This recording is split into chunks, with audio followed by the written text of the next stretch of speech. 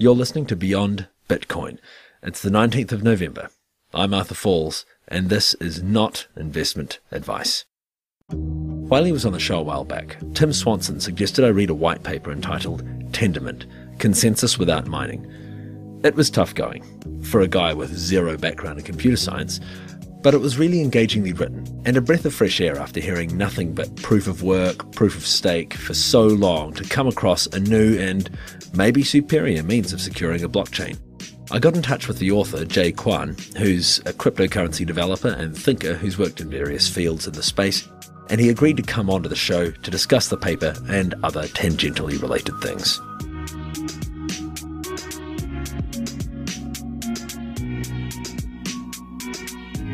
Hello, Arthur. I'm doing good. How are you? Great, man. Great. Hey, thanks heaps for the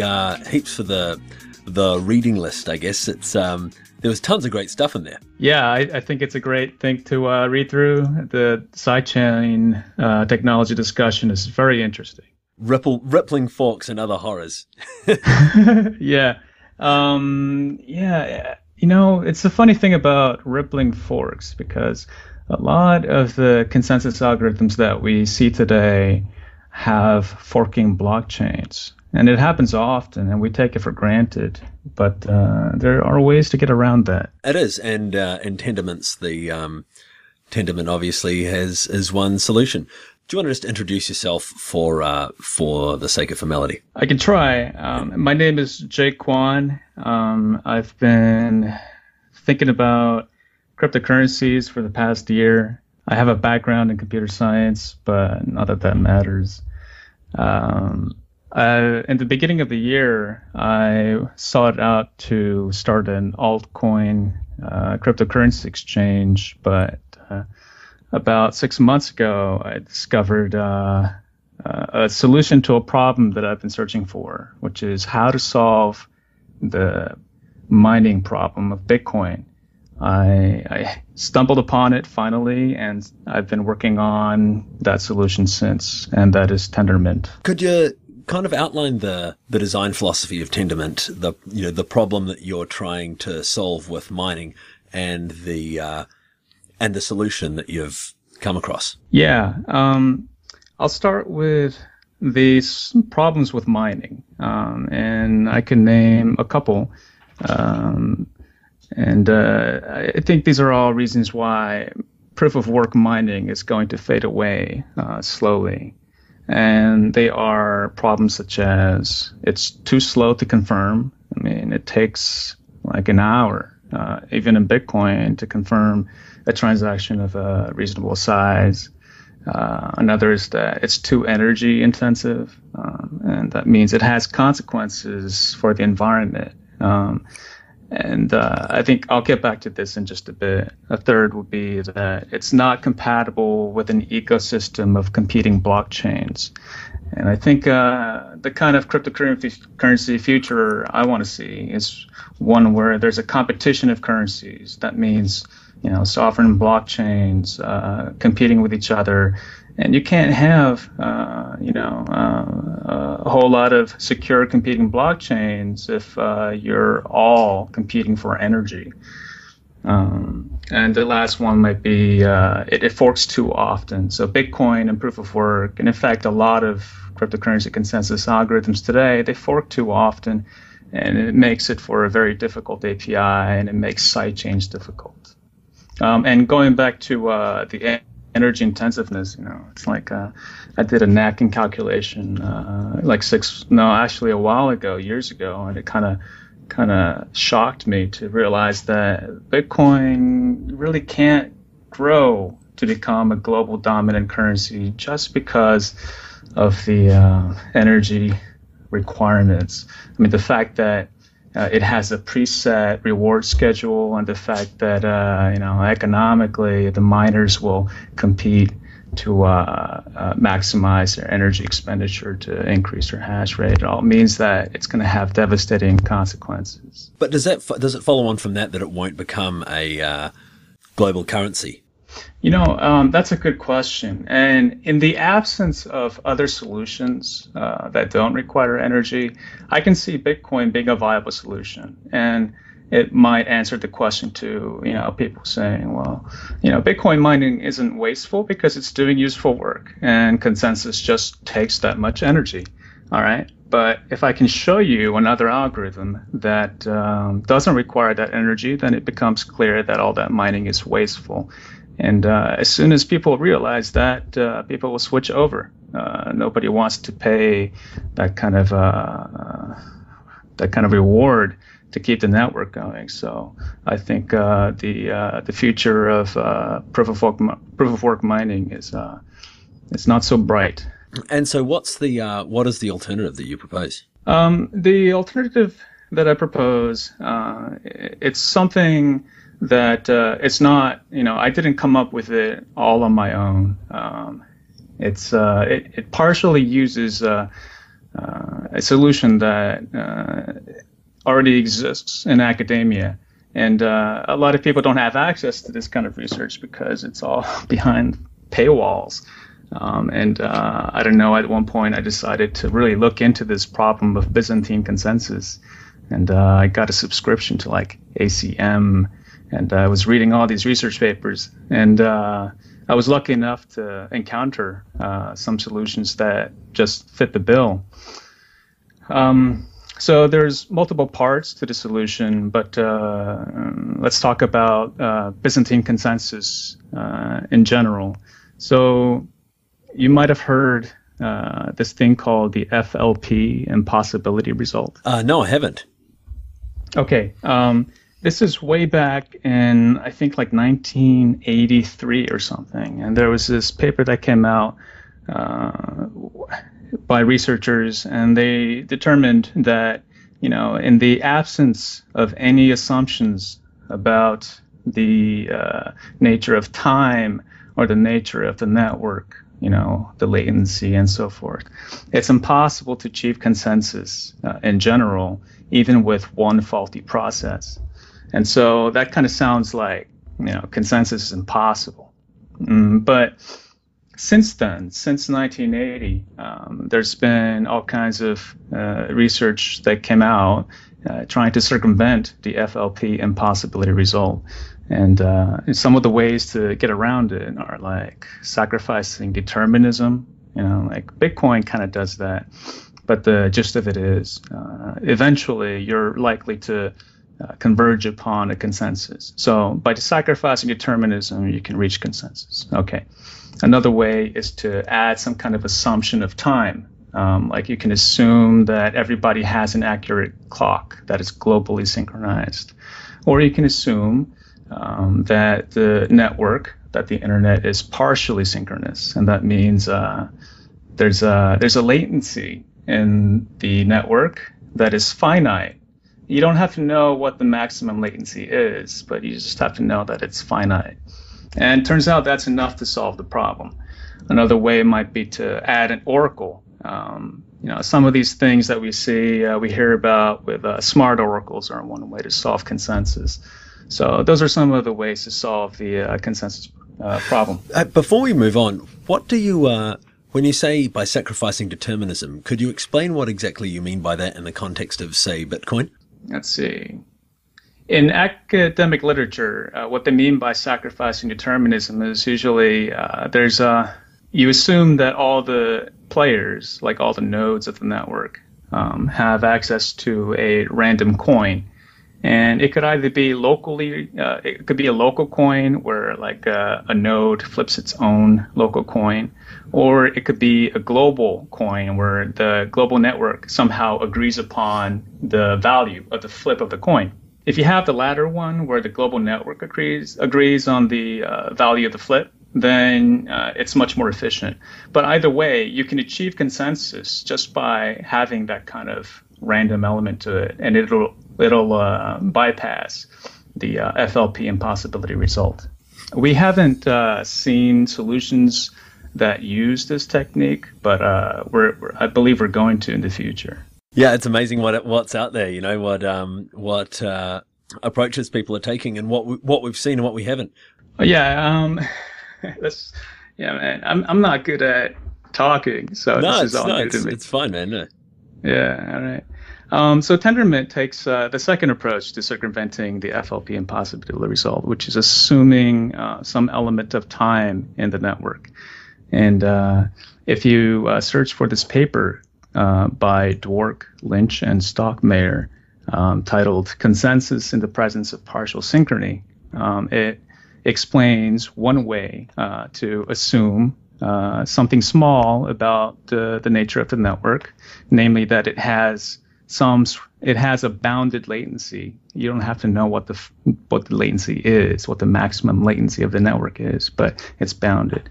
And it tells you how you can construct a protocol that achieves consensus despite Byzantine faults. And by Byzantine faults, I mean, despite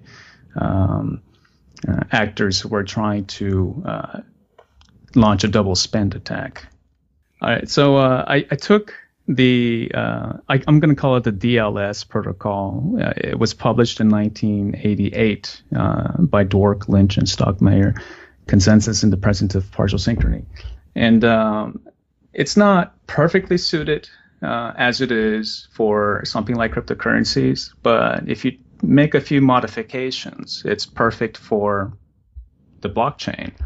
Namely, you have to optimize it for the blockchain. So that means, this is getting into technical details, but the way it works is first, it happens in rounds. So it's a round-based protocol.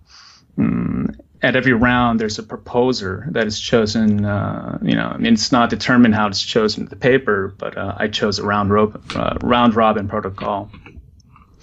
And the first step of the round in the paper is the participants, and I'm going to call them validators because they help achieve consensus.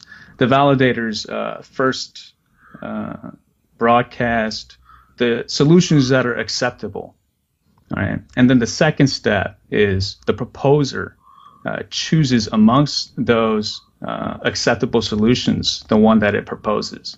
But that's not suitable, I don't think, in blockchains. So I reordered it so that the first step is the proposal, and then the second step is people pre-voting on the proposal.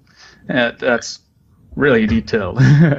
Another thing I did that's not related is making it work for a gossip network. So in the original paper, it assumed a point-to-point network. So it assumes that I can talk to any node. But the way that Bitcoin works, the way that BitTorrent works, and a lot of these decentralized protocols work, and I think it's great, it sort of assumes, something like a random connected graph. Not everybody is connected to each other, and it's not meant to work that way. But by gossiping information and disseminating information loosely, it eventually works out. And I think it's a more robust solution to, problems of like censorship and internet problems. Another change I made to the protocol is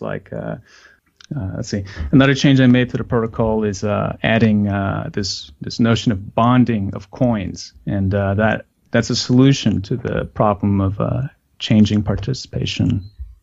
So the way that a blockchain ever forks is, there's two blocks at the same height, two different blocks at the same height. And if you have the condition that before a block is considered committed by the network, if you have the condition that 2/3 or more of voting power, however you define it, if 2/3 or more of voting power is required to consider a block to be confirmed, and what I mean by voting power confirming, what I mean is they sign the block or the block hash. If so, then if two blocks were confirmed, then it means that at least 1/3 of the validators who signed the block signed duplicitously. And what I mean is they signed two blocks at the same height. They're basically being two-faced liars. And the nice thing is there's evidence. It's a very short evidence, and it can be inserted into the blockchain, and their bond can be destroyed as a penalty. The problem with assessing the security of a cryptocurrency is ensuring that not only is it tolerant to Byzantine actors who are trying to double spend, it also has to be tolerant to all the participants being greedy, or in game theory it's called rational, right? You have to assume that all the actors will do whatever they can to maximize, their profit. And so aligning incentives is another problem entirely that it's not often talked about. There was a mention of it in the paper called "The Majority Is Not Enough." I don't know if you've read that one. It's about how the majority of hashing power in Bitcoin is not sufficient, considering the incentive alignment of all the participant miners.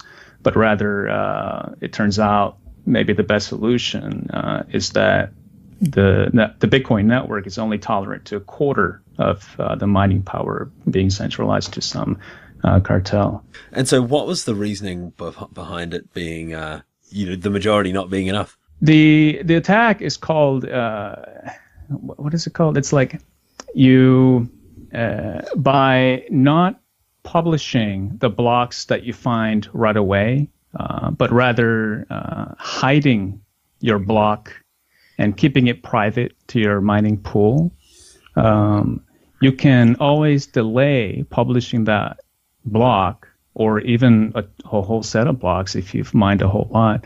You can delay publishing that until you realize that the network has found an alternative block. Now, if you delay it and make everybody mine for another solution when you already have another a solution, meaning the next block, you make everybody else waste their mining power. And so by utilizing this technique of hiding the block solution, you make everybody else waste more energy. And I don't know more of the details as well to explain it right now, but the tolerance of the network to these kind of actors drops down from 50% to 25%. That's interesting. It's another angle that an external handicap to come to consensus over, runs into additional problems. But let's go back on with Tendermint as we were. I think it just goes to show you that ensuring that the security of a cryptocurrency protocol is robust is a very difficult thing to do. So what I aim to do with Tendermint and the original motivations for it, besides solving the proof of work problem, which I think is a big problem in itself, but to limit the security in such a way that it is easy to reason about. So, Tendermint is all about bonding your coins and ensuring that in the case of a double spend attack, the cost to doing so is extremely high, because launching a double spend attack, which means forking the blockchain, means that 1/3 of all bonded coins gets destroyed. And so if you take that out of the equation by saying double spends are expensive, then the analysis becomes much simpler. It turns out that it has a lot of other benefits too, such as it confirms much faster. So today in Bitcoin or proof of work algorithms, it takes an hour to confirm a transaction. In fact, for a large transaction, you should actually wait much longer than 1 hour. And that's going into the cost of launching a double spend attack and such. But in a proper Byzantine consensus protocol, it doesn't have to take that long. All you need to do is get enough signatures from all the validators, and that's really limited by the bandwidth of the network. And I've done some preliminary simulations, and it tells me that with a set of, say, 1,000 or even 10,000 validators, it's completely feasible to have a block that commits at every minute or so. And what I mean by confirm is it doesn't fork. So once you see the next block, and once you have the commit signatures, it's completely confirmed. So you don't have to wait for this probabilistic confirmation. Yeah. You don't have to wait for confirmation for 6 blocks. Before I started working on this, I was actually working on an altcoin exchange, and I had to write code that interfaces with Bitcoin D, Dogecoin D, all these daemons. And the hardest thing about it was the logic that ensures that in the case of a blockchain fork, it's able to handle that. It's able to, undo the transactions. It gets really complicated. It would be much better if the cryptocurrency really, really penalized the event of a blockchain fork, so that you just don't really have to worry about it as much. Yeah, I suppose you don't see that from the outside. As a layman, I have no idea what's really going on. So I never had that experience of the intricacies of these different protocols and what makes them, difficult to deal with or more easy to deal with, as the case may be. Yeah, it's just a nightmare. I don't want to deal with it ever again. That's interesting. I've never heard anyone mention that maybe that's just one of the secrets that all of these that those in the know kind of keep under their belts. I think they just take it for granted. I took it for granted when I was working on it too. But after I realized that there was a better solution, now it seems obvious, but it wasn't obvious at the time. And going back to the security of say Bitcoin. I wrote this exchange so that after 6 blocks, a transaction is considered confirmed. So that means in my exchange software that I wrote, after I see that there were 6 blocks after a transaction, a deposit transaction, that money is considered committed and it's available to the user to trade. But it turns out that 6 transactions is not necessarily enough. And the way I reason about this is I use a heuristic. And I don't hear a lot of people talking about it. So, it's maybe I'm being a little controversial here. But I think we should think about the security of a blockchain in terms of what is guaranteed to be the cost or the penalty of a double spend attack. And you can think about the penalty of a double spend attack and divide it into 2 categories, right? One is an extrinsic penalty or an intrinsic penalty. In the case of a double spend attack in Bitcoin, what is the penalty for a blockchain fork that goes back longer than 6 blocks? It's the electricity that the mining network spent mining those 6 blocks that are gonna be obsolete. It might be the depreciation of the cost of the mining equipment. It might be the depreciation of the cost of the Bitcoins that the miners hold. But a lot of, these are extrinsic costs, and that means that it's not well defined. Like a miner doesn't necessarily have to hold a whole lot of Bitcoins. They might even have a net negative position on Bitcoins if they have access to certain markets where they allow shorting it. And in terms of the cost of the mining equipment, besides the chip that does the hashing, a lot of that equipment is reusable. So what do miners really lose in the event of a double spend attack? If you look at the absolute guaranteed cost of it, there's not a whole lot besides the electricity that was spent for 6 blocks, right? But the analysis of security is much simpler when you consider something like Tendermint. In the event of a double spend attack, 1/3 of bonded coins are lost. That's a significant amount of coins depending on how much coins have been bonded. And that can be tweaked by the inflationary reward of for the validators and so forth. But it's a more guaranteed and quantifiable value. So I think it's much better. That's interesting because you've got this. I mean, with Bitcoin, you have mining, right? That's always seemed to me like a way for external forces to get their teeth into the incentives, the incentive structure of the protocol and potentially manipulate it. It imports this complexity into the system that really shouldn't be there. Yeah, I mean, most people take it for granted that, if a nation state wanted to attack Bitcoin, they really could because, they have access to energy and chip manufacturing. And, but actually there's a way around that. You don't have to, there's a way to create a coin that is so secure that it's very robust and it'll stay up as long as people have a connection to communicate to each other. Do you drink a beer when you're doing this? I drink tea. I had a beer like 2 hours ago, but I have to stay somewhat... I talk better after a beer, so... Welcome to today's sponsor segment.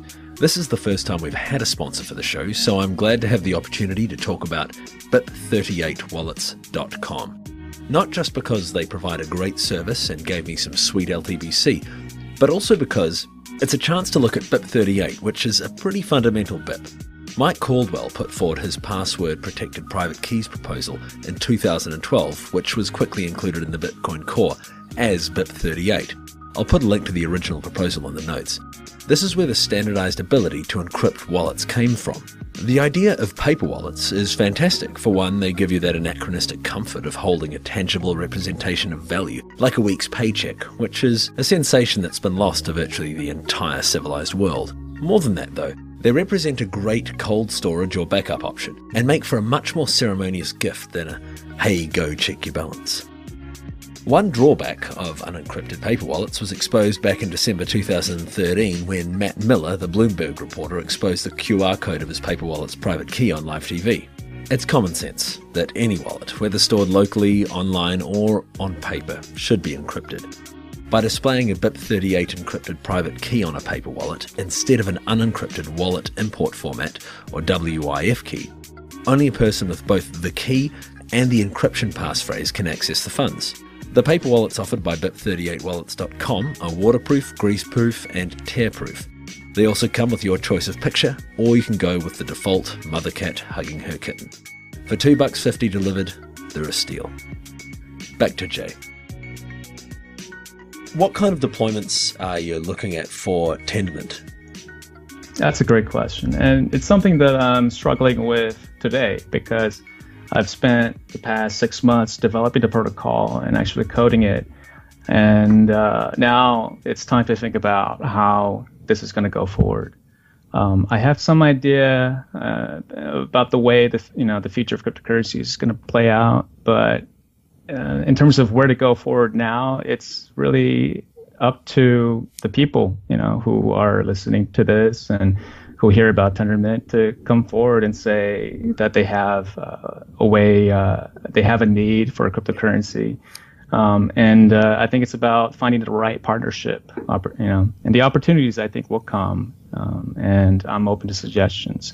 This whole project is going to be open source, free software, so there's no reason why we can't work together.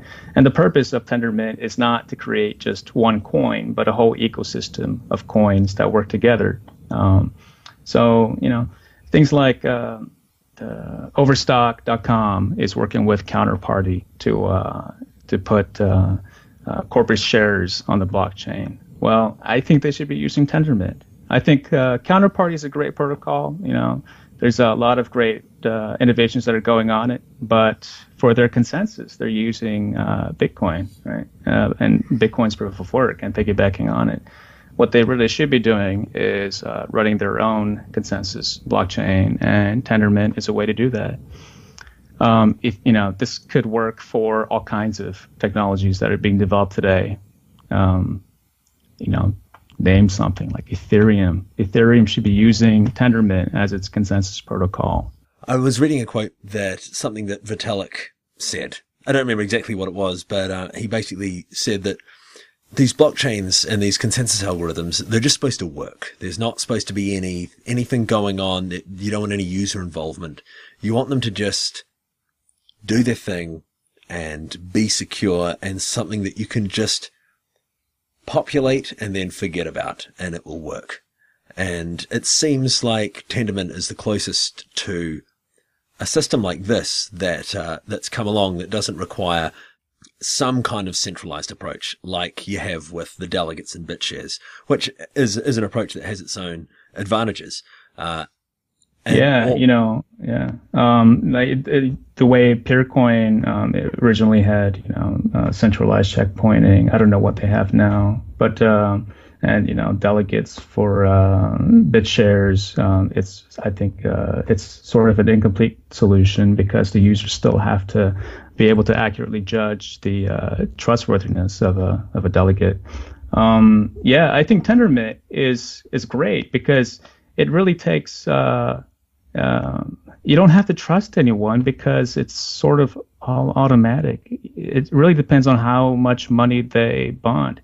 So you don't have to trust them. Let them put their money where their mouth is, and then you know that they're going to abide by the protocol. I spoke with Justice Ranvier a couple of times on here, and something he pointed out was that one of the really powerful things about the Bitcoin protocol is that it uses computational power as a handicap against double spending or attacking the network, which we've already addressed. And what I find with reading Tendermint is I get the impression that rather than using computational power as the handicap, you're using time preference.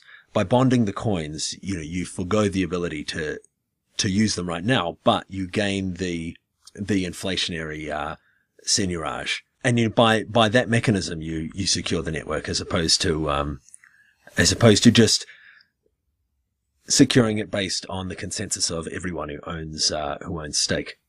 If I were to compare, and there are pros and cons to, say, the comparison between proof of work and something like Tendermint, it is that with something like Bitcoin, as long as if I download the Bitcoin software today and I wait like 2 years and then I start syncing up with the blockchain, I'm probably going to find the correct, honest blockchain that everybody is working on. And as long as the protocol hasn't changed,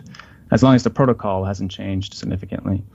But with Tendermint, you're right. It takes an element of time. It introduces an element of time that simplifies it, but in some ways it makes it a little different. And this is what I mean. The unbonding period is something, it could be something preset, but the purpose of it, it's supposed to be something long. Let's say it's a year, right? As long as new users who are connecting to the network resync their blockchain within that window, and as long as no validators do anything as silly as losing a third of their whole bonded coins, then they are guaranteed to be able to find the correct blockchain, and they can sync all the way to the tip. And so this unbonding period of time creates a bubble in which people can resync, and as long as they resync within that bubble, they'll stay within it. When they don't, what might happen, and this is unlikely, but it could happen, and I'm trying to be very rigorous, with something as important as a cryptocurrency protocol. There might be something called a long-range attack, where the blockchain is forked from a long time ago.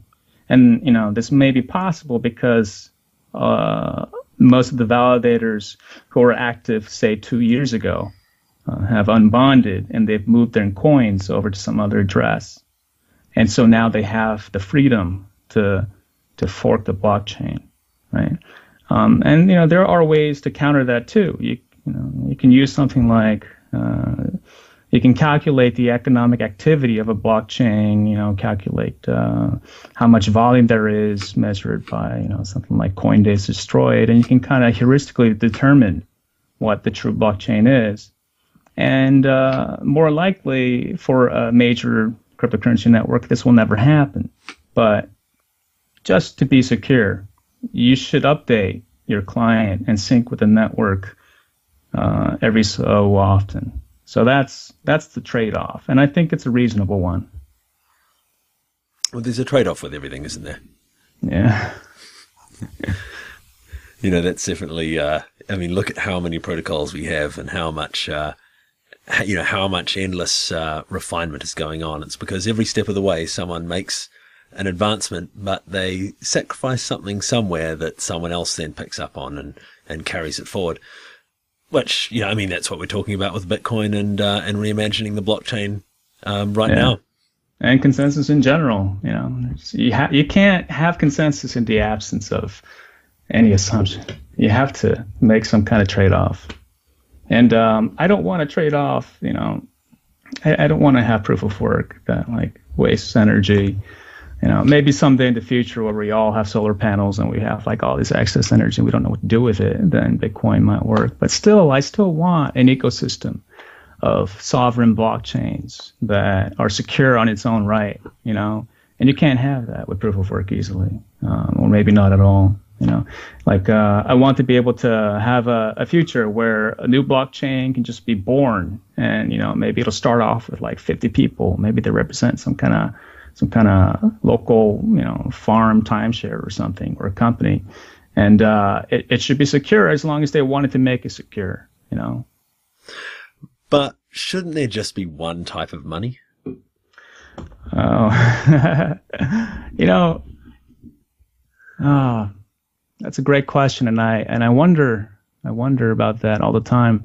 I think that we tend to go towards only one type of money because we haven't had the internet and the computer until now. So if you think about the way to represent wealth and value in the absence of computers, then it makes sense to have a single unit of value.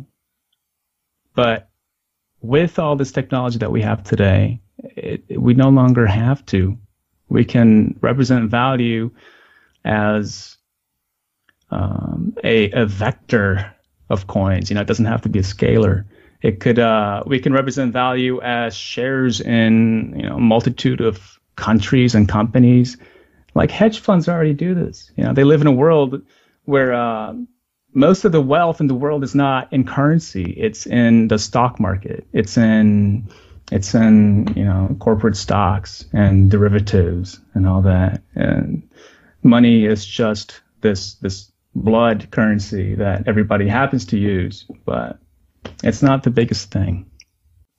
You mentioned hedge funds and how they amalgamate this large number of assets, because SuperNet is doing that. JL777's he does a lot of development on Next, and one thing he's done is develop a kind of a mutual fund that holds a bunch of promising altcoins. He's trying to buy up 10% of each promising altcoin and use them to basically amalgamate all of their capabilities into like a single wallet, so that they can all access each other's capabilities by transferring between the chains. It's it's a really interesting concession to the idea that there will be multiple currencies and multiple chains, and that's not really something that can be avoided or even should be. Yeah, I think there's going to be pressure from existing powers to make sure they stay dominant, and we see that in the political global landscape today. But yeah, I haven't looked too much into SuperNet. It sounds great, just the idea of not focusing on one blockchain or one currency, but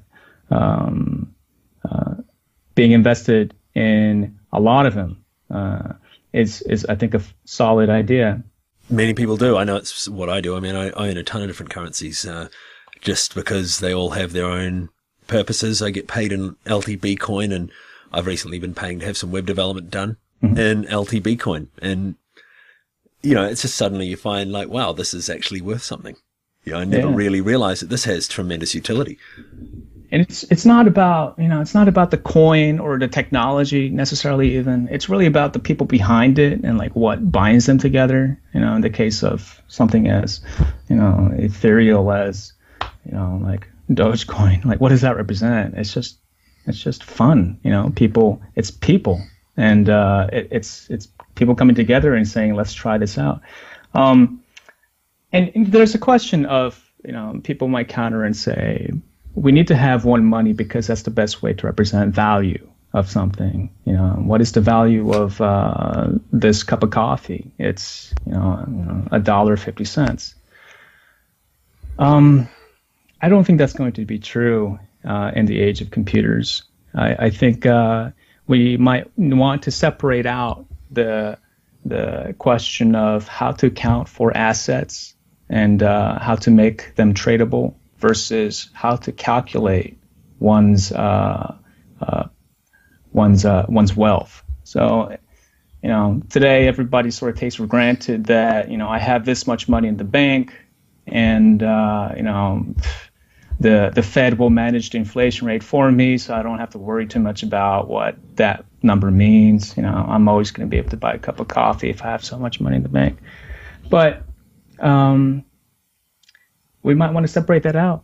There might be a independent service that is able to calculate, sort of the viability of each currency and kind of tell you, this is how much you have based on your portfolio, right? It may not be a concrete number. There may be a competition of these services that try to calculate this for you, but there's no reason to have one. It flies in the face of using the free market to find what a good type of money is. Yeah. we need a free market of money so bad. Are you familiar with the history of like how the U.S. dollar was born and how the Federal Reserve was born? And it's like when I look into that stuff, when I look into the history of money, it's pretty clear that at the beginning, these people had no idea. Like they were like lending, financial instruments to each other, between banks, and just inflating the money supply willy-nilly. And then they found out through accident that, there's a money supply problem. We have a problem with adjusting the money supply. And that's because, the money was, the banks were acting as a fractional reserve, and there wasn't a lot of transparency there. But and it's weird the way it evolved. It seemed like the way it evolved, it sort of took fractional reserve as a given and kind of sanctioned it.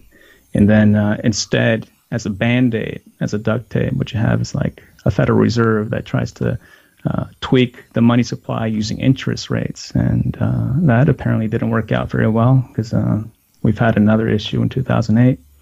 And actually, a lot of people probably don't know about this, but the Federal Reserve changed their monetary policy in 2008. Now they have this thing called interest paid on excess capital reserves. And so it's not so much of a fractional reserve system anymore.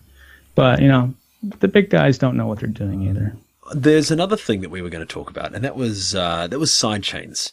Because I know you've got a lot of thoughts on sidechains, and that kind of ties into this idea of a protocol that, or a technology that works well as an ecosystem of sovereign blockchains. Yeah, and I think the paper, and I agree, I think sidechains is going to be a crucial area of innovation in the future.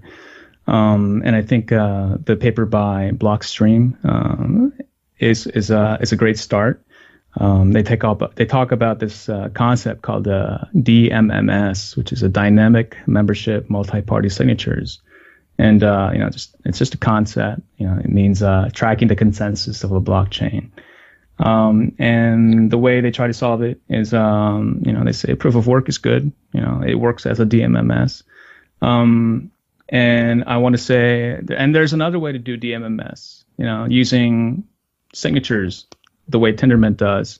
I don't go too much into this right now in the white paper, but I will write it out. First, I want to focus on getting the core right before I focus on sidechains, but that is high on the priority. But yeah, sovereign blockchains is the way it's going to play out. There's a critique of this paper by Dominic Williams, who I respect very much. And he criticizes the Blockstream paper and says that the two-way peg is not necessarily the only solution to sidechains. And I agree.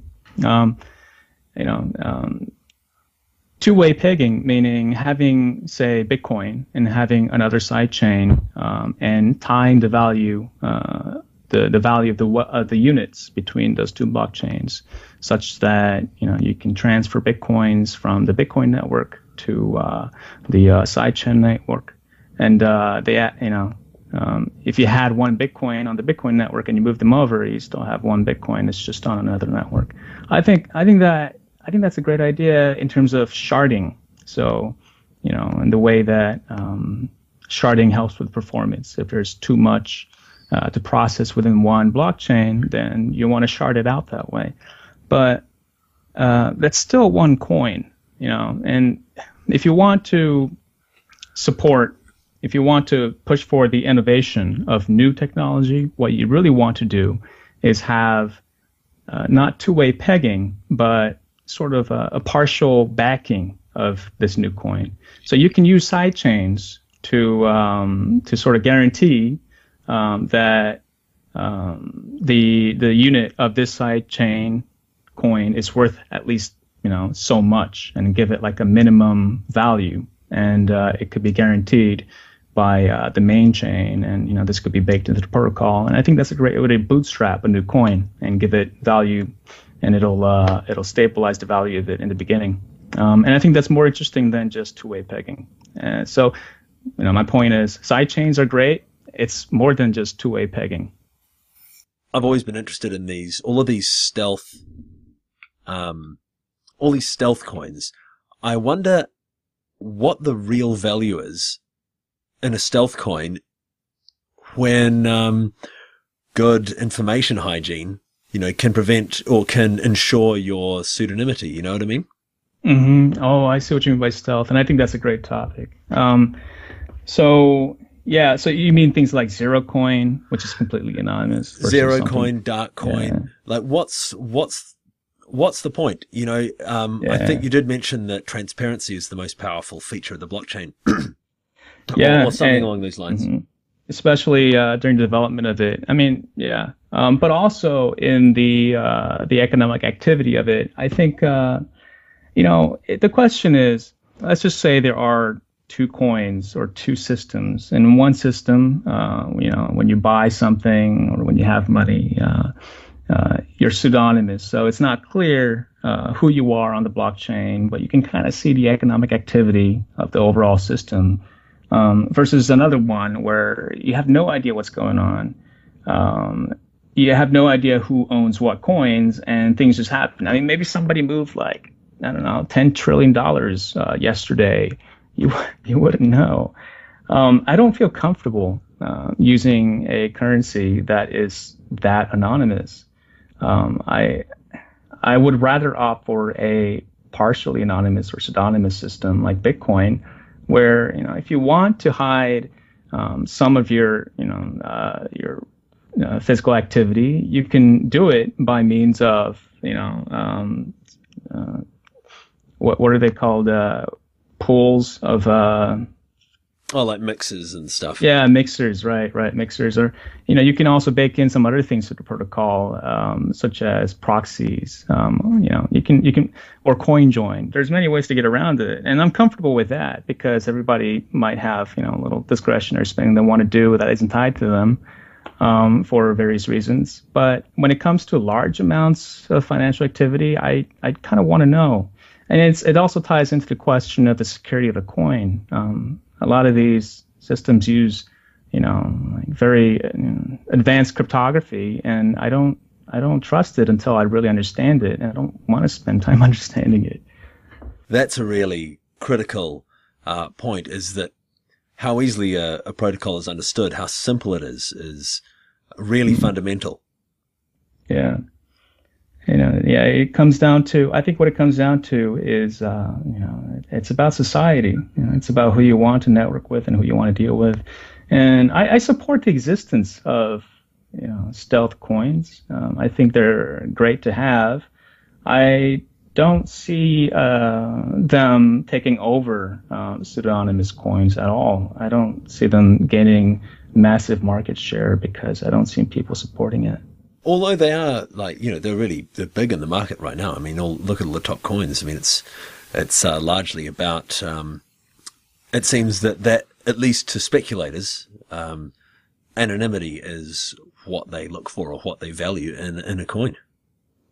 Well, what is the list like? Are you talking about like CoinMarketCap? Yeah. I'm thinking that. I'll check it out right now. All right. Okay. Yeah. So starting at.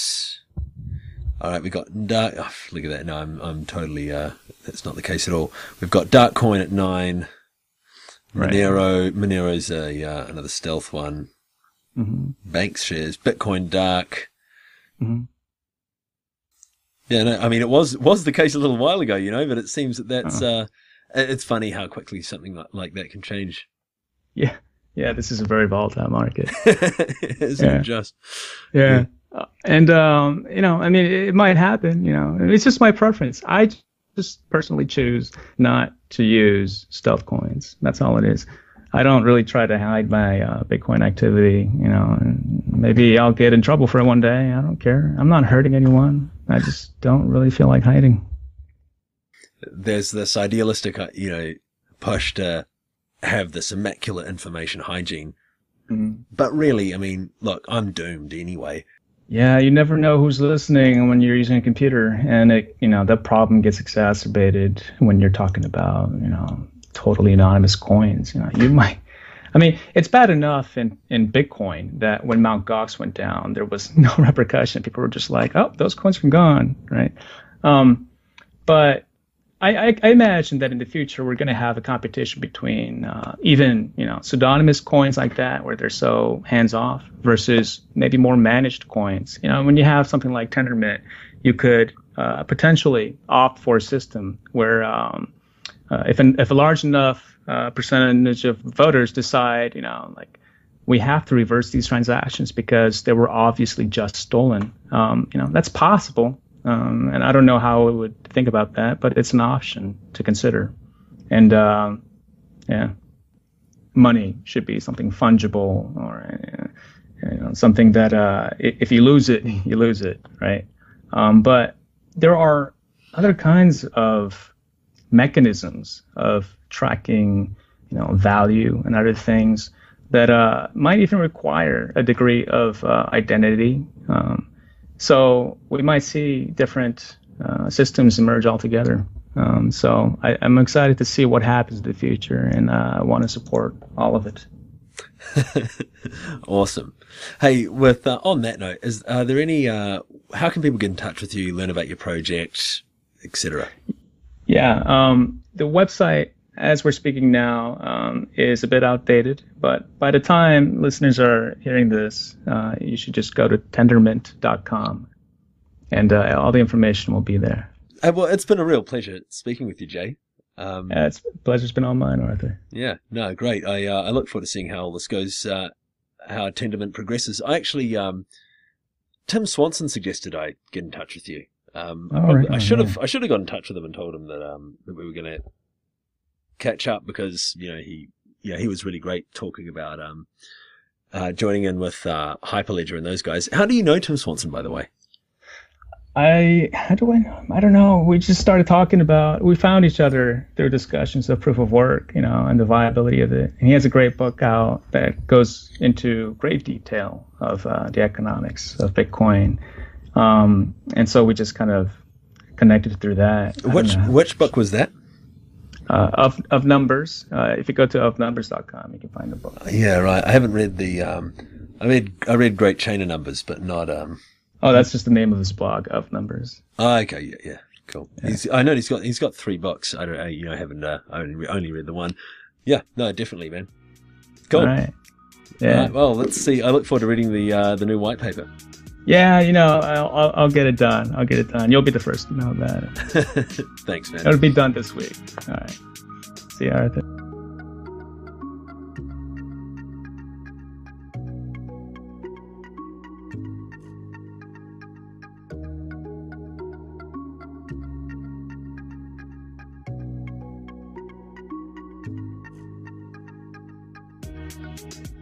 Thanks for listening, guys. It looks like we're on a once every 2 week schedule for the time being, but if I can keep finding people like Jay to come on, quality should more than make up for quantity.